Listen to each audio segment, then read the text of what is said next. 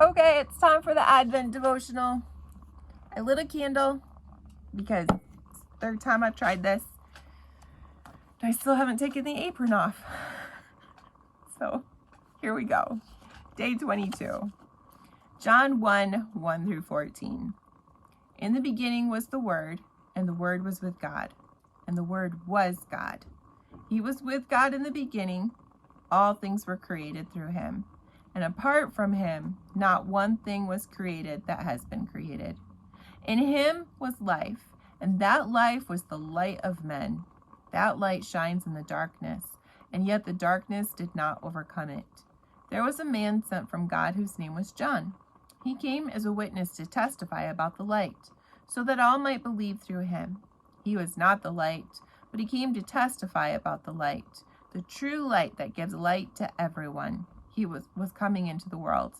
He was in the world, and the world was created through him, and yet the world did not recognize him. He came to his own, and his own people did not receive him. But to all who did receive him, he gave them the right to be children of God, to those who believe in his name, who were born, not of natural descent, or of the will of the flesh, or of the will of man, but of God. The Word became flesh and dwelt among us.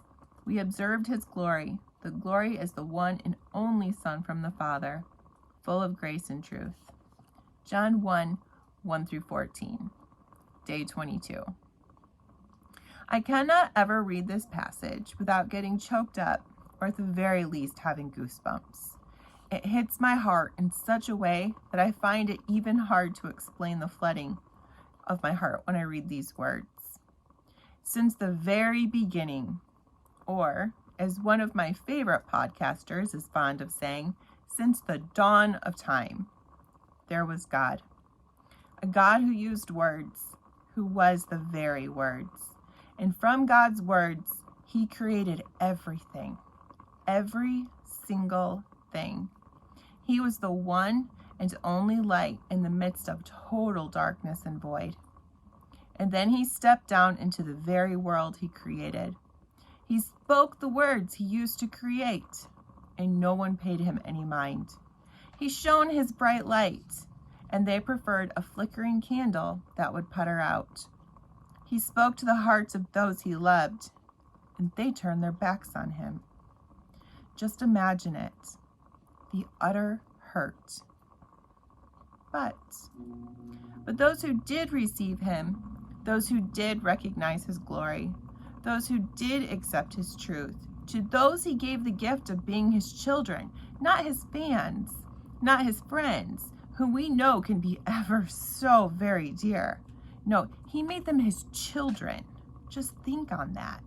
Think on the foreverness of that. I would like to think that had I been living in any of those hard to pronounce Bible towns that Jesus walked through when he was on earth, my heart would have known that he was God, that he was the Word become flesh, that he was the giver of my life. But the honest answer is, I may have just been too busy in my own life of having to walk to a well to get my family's water and bake the bread every single day to ever look up and see the very God I had been waiting to see all my life that was right in front of me.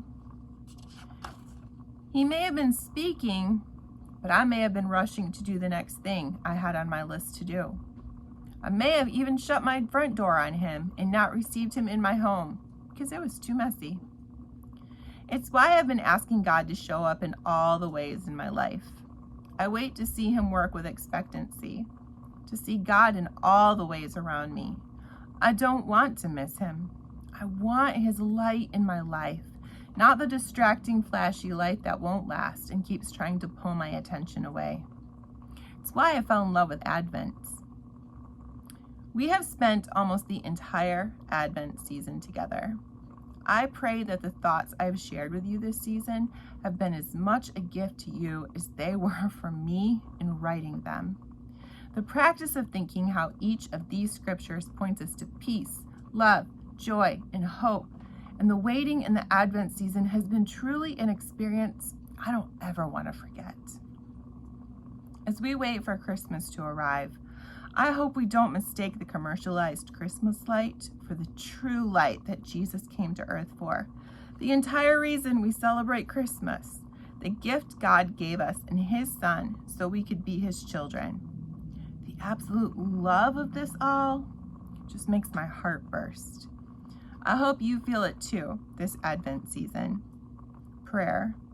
As we wait with expectancy to celebrate your birthday, Jesus, help us to see the light of your truth and share it with all those around us in the way we share.